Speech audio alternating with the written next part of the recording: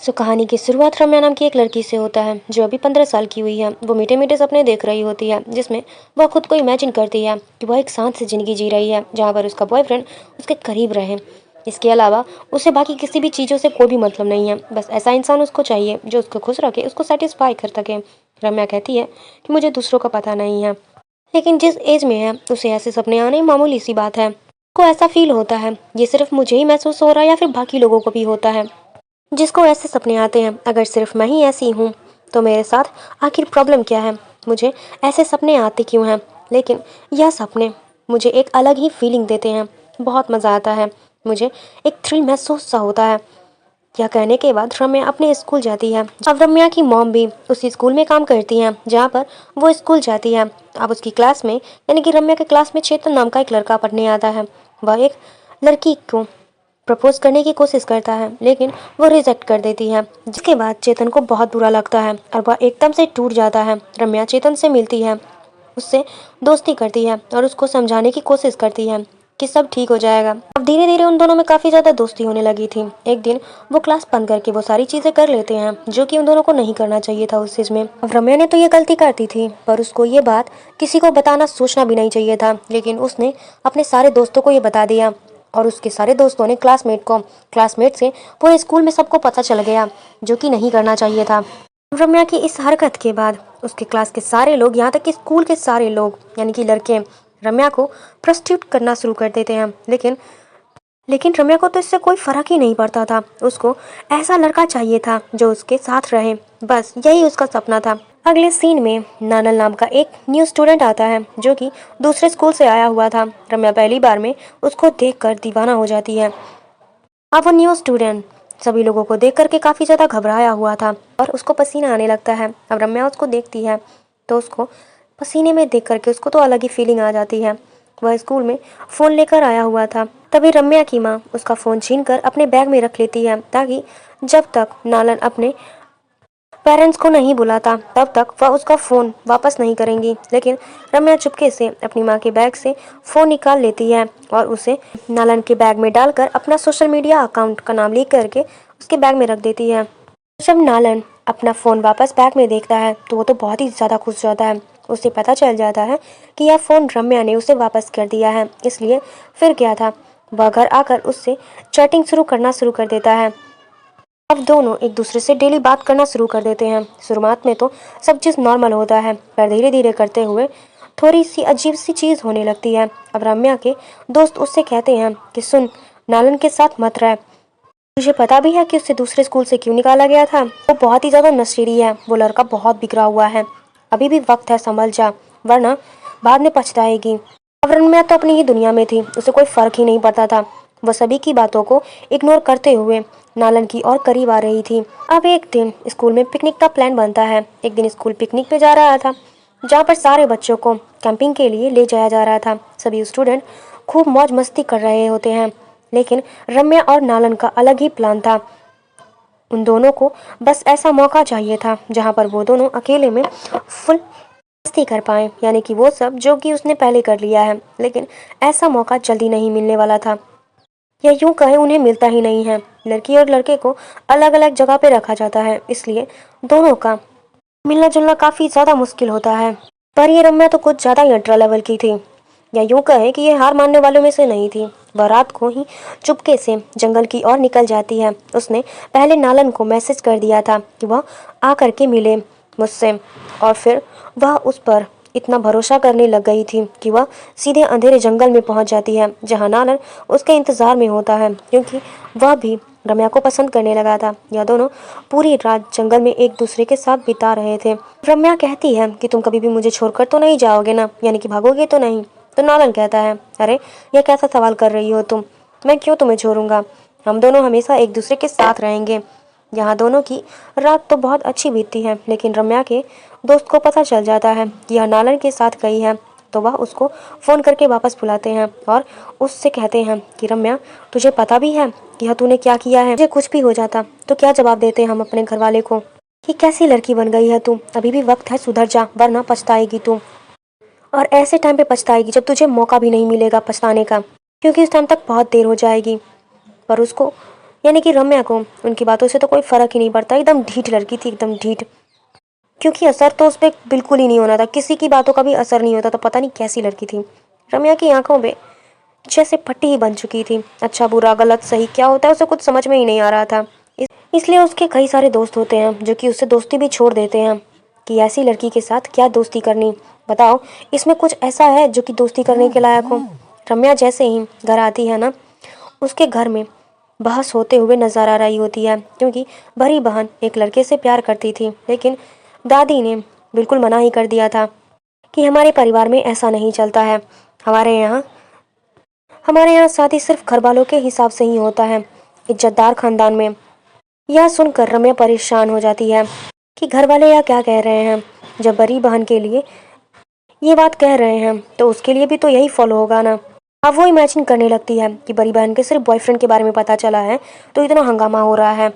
सोचो अगर उसने जो भी कांड किया है, उसके दोस्तों को जो भी पता है, अगर रम्या के पेरेंट्स को पता चल गया तो फिर क्या होगा। अब रम्या सोचती है, वो तो पहले से ही ढीठ थी, वो सोचती है जो भी होगा देखा जाएगा, मैं सबसे लड़ लूंगी सिर्फ उस नालन के लिए। कैसी बेवकूफ़ लड़की है। अब एक दिन रम्या की माँ स्कूल के अंदर एक लड़के और एक लड़की को क्लासरूम में बंद रूम में जाते हुए देखती है, जो कि किस कर रहे होते हैं। तो फिर वो पनिशमेंट के लिए दोनों को प्रिंसिपल के ऑफिस ले जा रही होती है। रम्या की माँ कहती है, तुम लोग स्कूल में पढ़ने के लिए आते हो या यही सब करने के लिए आते हो। कहने की चुम्मा चाटी। तो वो लड़की कहती है कि टीचर आप कुछ ही ना कहो तो बेहतर होगा, क्योंकि आपको तो पता भी नहीं है कि आपकी बेटी नालन चेतन के साथ क्या से क्या कर चुकी है, उनके साथ कितनी बार। आपको पता भी है कि आपकी बेटी को पूरा स्कूल प्रस्टिट्यूट करता है, सारे लड़के उसे गंदी नज़रों से देखते हैं।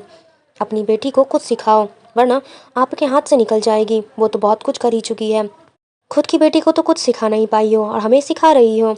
हमने तो सिर्फ किस किया है, पर आपकी बेटी ने तो सब कुछ कर लिया है, वो भी एक के जिसमें सारे गंदे गंदे मैसेजेस होते हैं। या पढ़ कर तो मानो रम्या की माँ के ऊपर पहाड़ ही गिर पड़ता है, एकदम से वो टूट जाती है बेचारी, बेइज्जती हो गई। और वो अलग, उन्हें गुस्सा तो बहुत ज़्यादा आ रहा होता है, इसलिए वह घर आकर सबसे पहले रम्या का मोबाइल छीनती है, उसका तो बाहर निकलना बंद कर देती हैं और स्कूल भी अपने साथ लेकर जाती हैं और साथ ही लेकर आती हैं। सारा का सारा दिन वह उस पर नज़र रखना शुरू कर देती हैं ताकि रम्या उस नालन से ना मिल सके। तो रम्या उल्टा अपनी माँ से कहती है कि माँ मेरी ज़िंदगी है, मैं अपने हिसाब से जीऊँगी, आप अपनी इज्जत बचाने के खातिर मेरे पैर में बेड़ियाँ नहीं बांध सकती हो। जो मेरे मन में आएगा मैं वो करूँगी, आपको उससे कोई भी मतलब नहीं है, और वैसे भी आपको कोई हक नहीं है कि आप मुझे कुछ सिखाओ। मैं जा रही हूँ। और वह रात को ही अपना सारा सामान लेकर घर से भाग जाती है नालन से मिलने, ताकि यह दोनों सभी से दूर जा सकें। लेकिन नालन का भी तो बहुत ही ज़्यादा बुरा हाल था, उसके घर वालों ने भी उसको खूब मारा पीटा और उसको समझाया, और वह उसको इस शहर से दूर लेकर जा रहे होते हैं। उन्होंने सारा का सारा आरोप रम्या के ऊपर ही लगा दिया था कि उसकी वजह से हमारा बेटा बिगड़ा है। अब जब रम्या के पिता को इसके बारे में पता चलता है तो वो इतना ज़्यादा गुस्सा हो जाते हैं कि वह सारा का सारा गुस्सा रम्या को मार मार कर निकालते हैं, या कहते हुए कि आखिर तुम ऐसी कैसे बन गई हो, इज्जतदार खानदान में पैदा होने के बावजूद ऐसी लड़की कैसे बन सकती हो तुम। और वो सीधे रम्या की माँ को इसका जिम्मेदार बताते हुए कहते हैं कि सब तुम्हारी वजह से हुआ है, ज़्यादा ही छूट देकर रखी हुई हो दोनों बेटियों को, नतीजा देख लो। रम्या की माँ तो पहले से ही सदमे में थी, एक तो स्कूल जाकर पढ़ाती हैं, शाम को बच्चों को ट्यूशन देती हैं, भी टाइम मिलता है उसमें घर को संभालती हैं। उनको तो टाइम ही नहीं मिलता था कि वो अपने बच्चों पर ध्यान दे सकें, लेकिन वह अपनी तरफ से पूरी कोशिश करती हैं और अब फैसला करती हैं कि बेटे की ज़िंदगी बर्बाद नहीं होने देंगे। वह दूसरे स्कूल में रम्या को ले जाती हैं जहाँ उसका एडमिशन करवा दिया जाता है। वह रम्या से कहती हैं कि नालन अच्छा लड़का नहीं है, मैंने नालन के घर वालों से बात की है, वह तुम्हें बहुत ही गलत लड़की कह रहे हैं, उसके घर वाले तुमसे नफरत करते हैं। बेटा ऊपर से नालन ने यह तक भी कह दिया था, इन सब में उसकी भी गलती थी। अगर तुम ऐसा सोच रही हो कि उसने ऐसा कहा होगा तो बिल्कुल ही गलत सोच रही हो, उसने ऐसा कुछ भी नहीं कहा था, जहाँ तक कि सारा गलती तुम पर ही लगा दिया था कि उसने ही मुझे पहले फंसाया था, इसलिए उससे भूल जाओ। वो लड़का बिल्कुल भी अच्छा नहीं था और अपनी नई ज़िंदगी की शुरुआत करो। पर रम्या कहती है, माँ मैंने आपसे पहले ही कहा था ना कि आप मुझे अपने रूल्स मत बताओ, और ज़िंदगी मुझे कैसे जीनी है मुझे भी पता है, जैसे मुझे लगेगा मैं वैसा ही करूँगी। और वैसे भी मैं सबको पहले ही बता चुकी हूँ कि मुझे आपके साथ नहीं रहना, मैं जा रही हूँ हॉस्टल में रहने। अगर आपने मुझे रोकने की कोशिश की तो सच बता रही हूँ, आत्महत्या कर लूँगी, फिर सहते रहना पूरी ज़िंदगी भर। इसलिए बेहतर यही होगा कि आप मुझे अपनी तरह से ज़िंदगी जीने दो। पर अब बेटी ने यह बोल दिया था तो माँ करती भी तो करती क्या बेचारी। उसकी माँ काफ़ी ज़्यादा उदास हो जाती है कि क्या हो गया है इस लड़की को, ये कैसी कैसी बातें कर रही हैं। और अब उसके पास कोई दूसरा रास्ता भी नहीं था। जब बच्चा यह बोल दे कि मरने जा रही हूँ तो घर वाले क्या करेंगे, माता पिता तो बेबस हो जाते हैं। इसलिए वो रम्या को जैसा सही लगे वैसा करने के लिए छोड़ देते हैं। घर वालों से दूर हॉस्टल में रहने की वजह से अब रम्या पर कोई भी रोक टोक नहीं था। वो आई तो थी पढ़ने के लिए, लेकिन अब उसका एक नया ड्रामा हो गया था। हर दिन नया बॉयफ्रेंड बनाती, उनके साथ फिजिकल रिलेशन रखती और बाद में यह सोचती उसका बॉयफ्रेंड उसके साथ हमेशा रहेगा, उसका सच्चा वाला प्यार रहेगा। लेकिन हर बार वो गलत साबित हो जाती थी क्योंकि हर बंदा उसका इस्तेमाल करता, फिजिकल करने के बाद उसको छोड़कर चला जाता। लेकिन रम्या फिर भी हार नहीं मानती थी। वो फिर नया लड़का ढूंढती, उसके साथ फिजिकल होती, फिर वह उसे छोड़कर चला जाता, फिर नया ढूंढती और इसी तरीके से वो अर्जुन नाम के एक लड़के के साथ रिलेशन में आ जाती है जो कि उसी के कॉलेज में पढ़ता है। हाँ, यह सीरियस था। अब देखा जाए तो ये दोनों रिलेशनशिप के लिए सीरियस थे। डेली रम्या अब रम्या डेली बॉयज़ हॉस्टल जाती और अपने बॉयफ्रेंड के साथ, यानी कि वही लड़का जो कि अर्जुन, उसके साथ फिजिकल रिलेशन बनाती हॉस्टल में जाकर के। अब ये इतनी ज़्यादा खो जाते हैं एक दूसरे में कि वो पढ़ाई तो बहुत दूर की बात है, लोगों पर भी ध्यान नहीं देते हैं। खैर वो किसी तरीके से पास हो जाते हैं, पता नहीं कैसे, चोरी मार लिए थे क्या। अब इन सारे चक्करों में वो पढ़ाई कहाँ करने वाली थी। अब एक दिन की बात है, ग्रेजुएशन कंप्लीट करने के लिए अर्जुन को दूसरे शहर जाना पड़ता है, लिए बुलाया गया था उसको। इसलिए वह बहुत ज़्यादा खुश होता है कि चलो कैसे, इसलिए वो बहुत ज़्यादा खुश हो जाता है और कहता है कि चलो कुछ पैसे कमा लिया जाए। लेकिन उसके जाने से रम्या उदास हो जाती है, लेकिन फिर भी वह उससे कहती है कि मेरी फिक्र मत करो, तुम्हारा ग्रेजुएशन पूरा हो जाएगा तो हमारी लाइफ सेट हो जाएगी। इसलिए जाने के एक हफ्ते तक वो उससे कोई भी कांटेक्ट नहीं करता, यहाँ तक कि उसका नंबर भी बंद हो जाता है, या यूँ कहा जाए कि उसने ब्लॉक मार दिया था। अब रम्या को टेंशन हो जाती है कि सब ठीक तो होगा ना अर्जुन के साथ। लेकिन फिर उसको बाकी स्टूडेंट से पता चलता है कि अर्जुन की दूसरी गर्लफ्रेंड है उसके साथ और वो दूसरे शहर में सेटल हो गया है। दोनों के पेरेंट्स एक दूसरे को अच्छे से जानते हैं और रम्या को तो यकीन ही नहीं हो रहा था कि अर्जुन उसे धोखा दे सकता है। वो सोचती है कि वो ऐसा नहीं कर सकता है। जैसे तैसे उसको अर्जुन का नया नंबर मिलता है तो वह उससे तुरंत फ़ोन लगाती है। लेकिन अर्जुन तो बहुत ही ज़्यादा छिछोरा टाइप का था, वो प्यार से बात करके उसका दिल बहला लेता है। अर्जुन यहाँ डबल गेम खेल रहा होता है।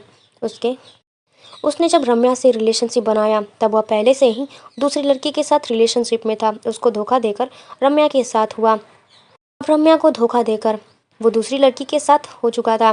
दोस्त उससे कहते हैं कि भूल जाओ उस लड़के को, अर्जुन को, वो ठीक नहीं है। हमने पहले भी समझाया था तुझे, तू सिर्फ ऐसा लड़का चाहती है, तू सिर्फ ऐसा लड़का चाहती है जो जल्दी से जल्दी तेरे साथ फिजिकल हो और तेरे साथ सीरियस हो जाए। अरे फिजिकल होने के बाद कोई गारंटी नहीं है, लड़के को यही होता है, फिजिकल हुए चलो चेंज करो। आजकल बहुत कॉमन सी बात है ये, लड़के मिलते हैं। और वैसे भी अर्जुन को भी ऐसी लड़की चाहिए थी जो कि उसने तुझे यूज़ किया। रम्या को इतना बुरा लगता है कि उसने खाना पीना तक बंद कर दिया होता है, यहाँ तक कि उसको हॉस्पिटल में भी एडमिट करना पड़ता है। रम्या की दोस्त सेवली अर्जुन को फ़ोन करके कहती है कि रम्या हॉस्पिटल में है, कम से कम एक बार तो आकर उससे मिल लो, दिलासा दे दो, कम से कम उसको अपने मुँह से सच्चाई तो बता सकते हो। पर अर्जुन तो आने का नाम ही नहीं लेता है। कहता है कि अरे क्या मतलब, वो पागल है तो मैं क्या करूँ। अब समय गुजरता जाता है और अर्जुन की ग्रेजुएशन कंप्लीट हो जाती है। वो डिग्री लेने कॉलेज आता है तो उसको देखकर रम्या बहुत ही ज़्यादा गुस्सा हो जाती है और सबके सामने ही उसको मारते हुए कहती है कि दो दो लड़कियों के साथ रिलेशनशिप बनाते हुए तुझे शर्म नहीं आती। यह सुनकर सारे लोग इस चीज़ की वीडियो बनाना लग जाते हैं। पर अर्जुन कहता है कि हाँ तो क्या करता, मैंने हमेशा से तुझे समझाया था कि हमारा रिलेशनशिप आगे नहीं बढ़ पाएगा, लेकिन तुमने तो समझने के बजाय आत्महत्या करने की धमकी दे दी थी, इसलिए मुझे तुम्हारे साथ रहना पड़ा, सब तुम्हारी गलती है। रम्या फिर से उदास हो जाती है। इस बार भी अर्जुन ने अपनी गलती नहीं बनी और बाकी लड़कियों की तरह और बाकी लड़कों की तरह सारा आरोप उस पर ही डाल दिया।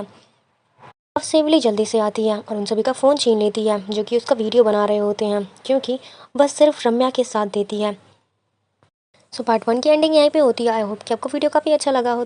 तो मिलते हैं अगली वीडियो में।